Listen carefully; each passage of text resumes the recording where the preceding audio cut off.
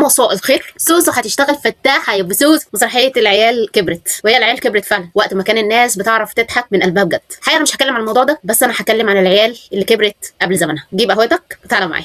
طبعا انتم مش محتاجه اقول بقيتوا اهل بيت ودخلتوا في عيلتنا زياده عن اللزوم، فالمره دي هحكي لكم على حكايه. من فتره كده كنت عند خالته اخت ماما الوحيده، وبعدين لقيت عندها شاب ما شاء الله ما شاء الله كده اطول مني، وسيم زي القمر، حفيدها، حفيد خالتي، ابن بنت خالتي. شوفوا انتوا دخلتوا في العيله قد ايه. الواد الوسيم ده انا فكرته في ثانوي، طلع في ثانيه اعدادي، بس الكلام اللي هو قاله كان بالنسبه لي مريب وخطير. بيحكي لي ان ليه واحد صاحبه عنده 15 سنه بيشتغل في الكول سنتر، تعهيد يعني. واللي مش عارف يعني ايه تعهيد، التعهيد اللي هي خدمات الرد على الكاستمرز، خدمه العملاء، سواء كان على الانترنت، سوشيال ميديا، على الفيسبوك، ولا على ابلكيشن، ولا على ويب سايت، او على التليفون. اي خدمات من النوعيه دي اسمها تعهيد. الولد عنده 15 سنه بيشتغل. انا قلت له رقم واحد بيشتغل ازاي؟ راح قال لي ما هو معاه بطاقه. انا ما كنتش اعرف ان البطاقه بتطلع من 15 سنه، انا سايباها على يدي 16 سنه نطلعها. اتنين، قال لي وشوفوا تفكير الطفل اللي هو عنده بتاع 12 13 سنه وزميله عنده 15 سنه. هو بيشتغل كول سنتر ورديه ليل، بيشتغل 9 ساعات، مسموح له فيهم 3 مرات دخول حمام، كل مره بحد اقصى من 2 ل 3 دقائق.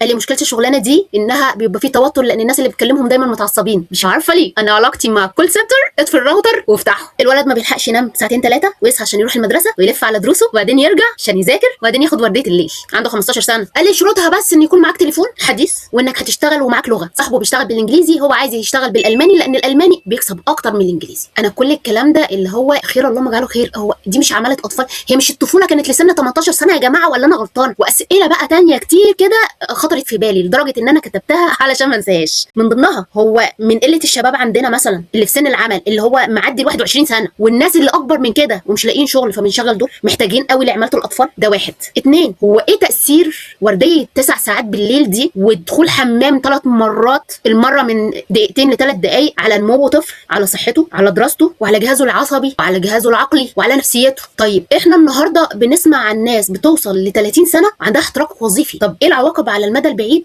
لتشغيل الاطفال من سن 15 سنه في شغلانه زي دي؟ الكول سنتر تحديدا، الكول سنتر. طب هي القوانين بتسمح بالكلام ده؟ في دكاتره كتير على الانترنت بيتكلموا على تاثير انك تاخد ورديه ليل المستمر وانت بالغ، انسان بالغ، تاثيرها على صحتك شكله ايه؟ طب على الاطفال شكلها ايه؟ طب هي ليه الشركات اصلا بتوظف الاطفال يا جماعه؟ يعني انت عندك الناس اللي بتدور على شغل كتير فوق السن القانوني. طب ايه ده؟ انا رجعت بالاسئله دي في الاول عشان زي ما قلت لكم انا علاقتي بكول سنتر، اقفل الراوتر وافتحه. فقررت ادور الاول ايه شغلانه الكول سنتر ده. لقيت في فيديوهات كتيره قوي بتتكلم عنه. ملخصها الشغلانه دي حارقه للاعصاب النفسيه، ملهاش مستقبل. لو عديت ال6 شهور وانت بتشتغلها ودخلت المصيده بتاعتها وما خرجتش منها، السي في بتاعك زي ما دخلت. السي في بتاعك سابقه اعمالك صفر، لا تؤهلك لاي حاجه. ومع وجود الاي اي ملهاش مستقبل، لان حاليا بداوا منهم يوظفوا الاي اي للرد على العملاء، ما بقوش محتاجين للعدد اللي كان بيحتاجوه قبل كده. فقررت ان انا ابحث ازيد واشوف الموضوع في الجزئيه بتاعت الاطفال، لان الجزئيه بتاعت تاثير الشغلانه دي على الكبار متغطيه على النت حلو قوي قوي، فيديوهات كتير قوي ومن ناس ليهم تجارب. انا ماليش تجربه في الشغلانه دي، ما اشتغلتهاش وما اعرفش عنها حاجه، غير زي ما بقول لكم ان انا زبون بيحاول يكون هادي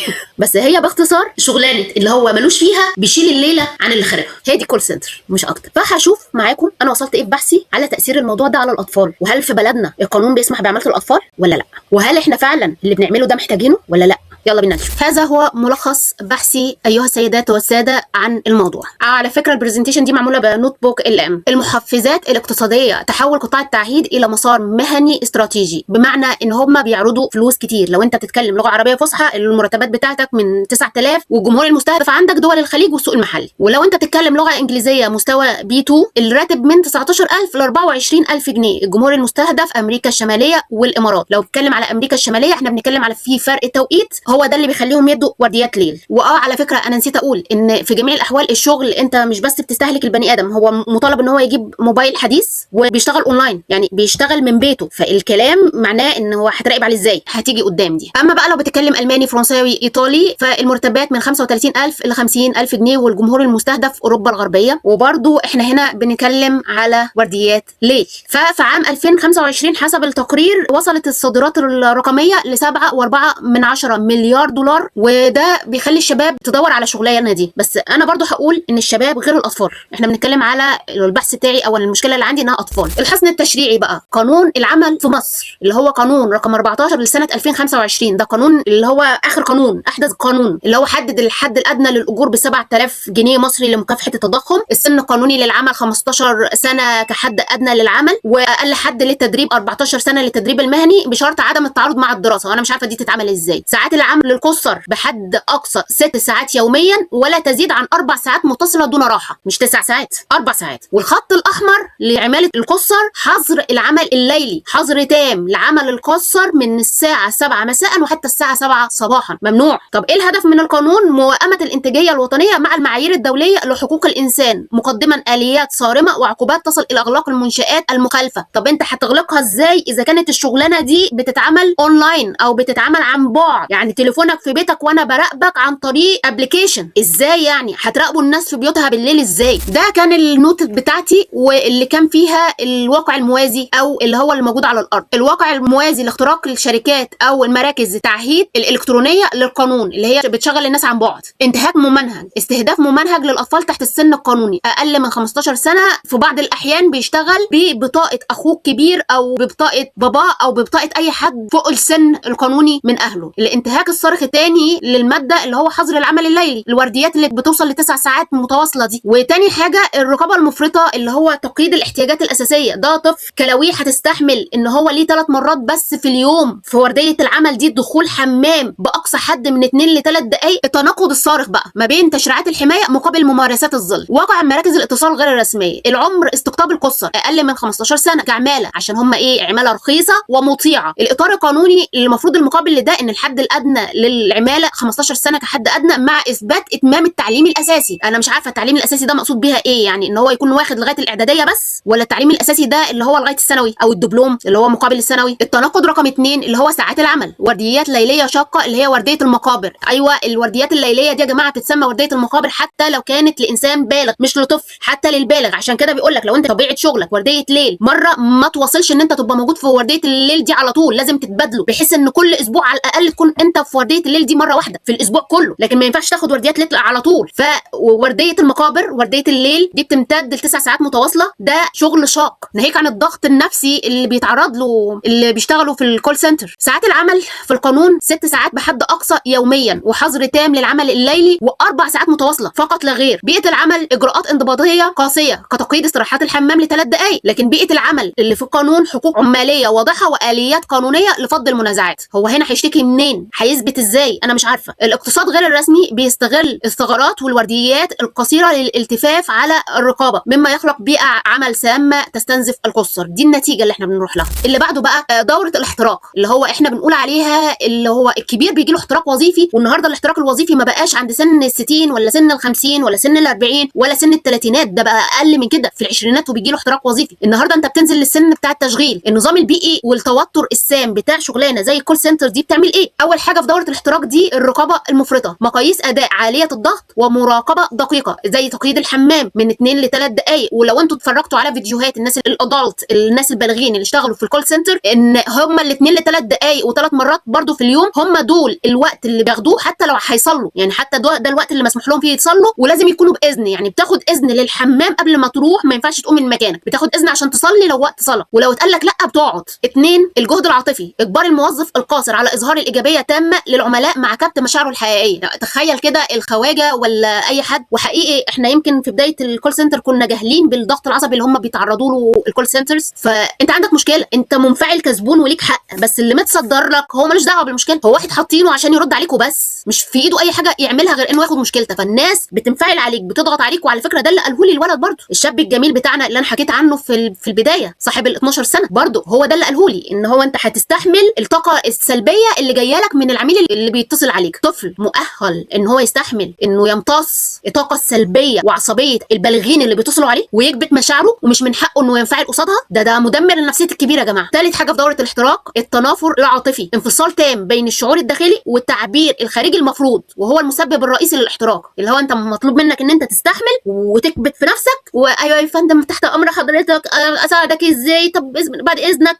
4 التوكسيك ستريس او التوتر السام، استمرار التوتر النفسي والضغط العصبي لفترات طويله في غياب اي دعم نفسي او اجتماعي، وده سؤال تاني برضو، هل الشركات دي بتقدم دعم نفسي للموظفين البالغين علشان تقدمه للاطفال اللي هي تستخدمهم من بيوتهم؟ طب هل الاهالي بتقدم الدعم النفسي ده لعيالها؟ النتيجه بتبقى اعاقه النمو الطبيعي للروابط العصبيه في الدماغ النامي اللي هو الدماغ القاصر، مما يؤدي الى معدلات دوران وظيفي هائله وانهيار نفسي. وعلى فكره الكلام ده هيحصل له لان هو كطفل مش مؤهل انه يعمل ده، هيحصل له قبل ما يكمل 21 سنه، قبل ما ينخرط في سوق العمل الاساسي. تشريح بقى ورديه المقابر، الاثر البيولوجي للعمل الليلي على القُصّر. العمل من 7 PM او 7 بالليل ل 7 الصبح، من 7 ل 10 بيحصل اختلال الايقاع البيولوجي، يعني بدء اضطراب الساعه البيولوجيه الطبيعيه للمراهق، الوقت اللي هو المفروض ينام فيه، اللي هو بيسموها الساعه الذهبيه للنوم، اللي هي بالكتير تكون في سريرك 10. بعد كده هنروح لما يجي يوصل على الساعه 2 هيبقى اصبح في ذروه التنافر العصبي، اللي هو اعلى من مستويات الضغط العصبي وصعوبه الحفاظ على الجهد العاطفي المصطنع، اللي هو بيتعرض لضغط وطاقه سلبيه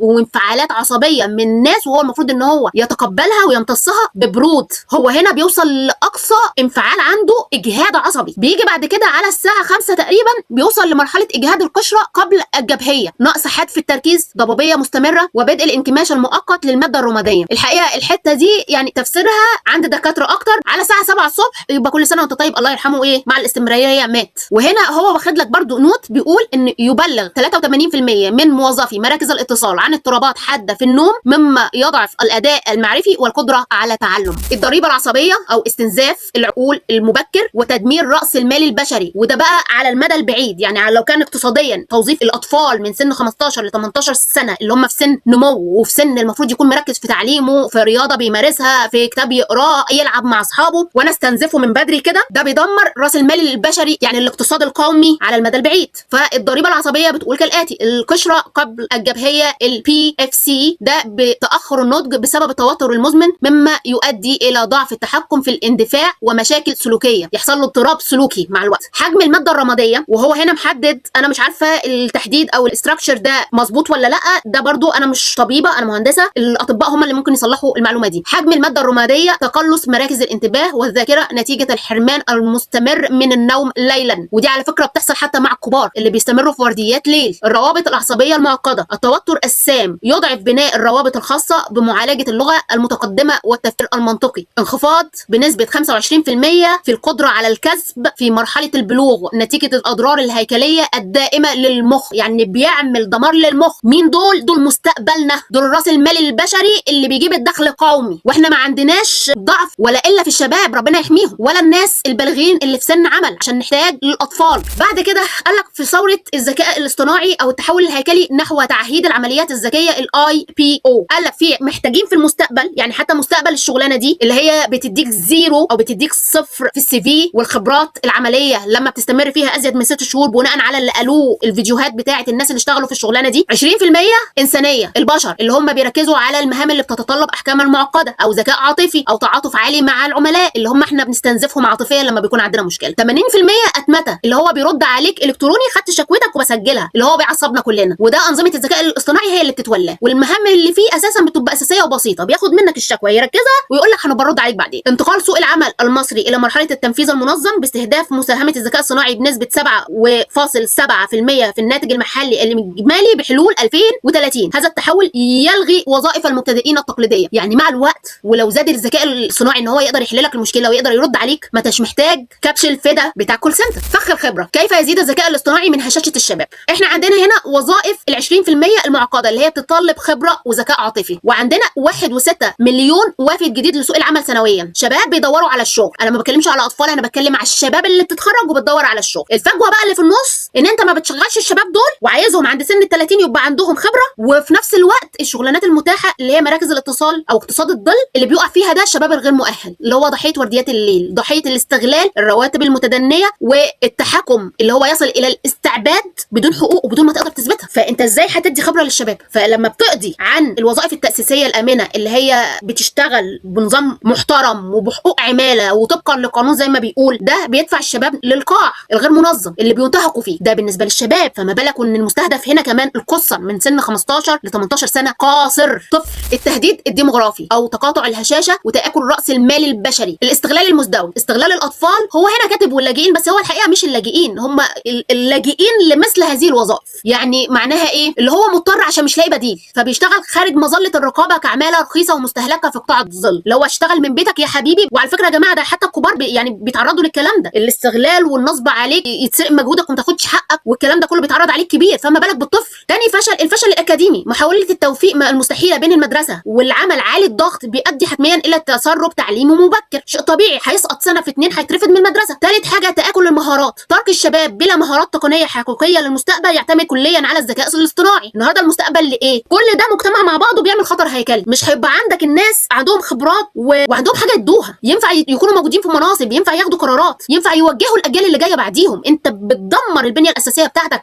لراس المال البشري، وتكلفه التجاهل وترقي الرقابه على الكلام ده هي تاكل الميزه التنافسيه الاهم لمصر. احنا مصر عندنا ايه؟ احنا عندنا شباب، ما عندناش حاجه ثانيه، احنا بندمرهم قبل ما يبقوا شباب كده. خارطه الطريق نحو توظيف رقمي مستدام، اللي هو رؤيه 2026، اللي هو دمج التكنولوجيا المتطوره مع الحمايه الانسانيه الشامله. انا مش عارفه دي هتتعمل ازاي في ظل استغلال الناس عن طريق العمل من المنزل، كبير ولا صغير. النهارده حتى الكبير بيشتغل ازيد من 18 ساعه في اليوم للشغلانه الواحده، وان كان عاجبك وان اخدت فلوسك بقابلني. واحد، الحمايه الاجتماعيه. تفعيل التفتيش المكثف لسحق انتهاكات، حظر العمل الليلي للقُصّر لمنع استغلالهم في الاقتصاد غير الرسمي. طب دي هتعملها ازاي والشغل عن بعد؟ ما حد يرد علينا، القانون ما فيهوش حاجه بتتكلم عن الموضوع ده. 2، التعليم المرتكز على الانسان. مناهج التعليم تتحول للمهارات الروتينيه التي تتم اتمتتها الى التركيز على الذكاء العاطفي والتفكير النقدي. على فكره يا جماعه، من فتره كنت شفت دوكيومنتري عن التعليم في الدنمارك، رجعوا تاني للتعليم بالورقه والقلم وتعليم المهارات اللي هي زي ما كان زمان في الانشطه اللي جوه المدرسه، المهارات الانسانيه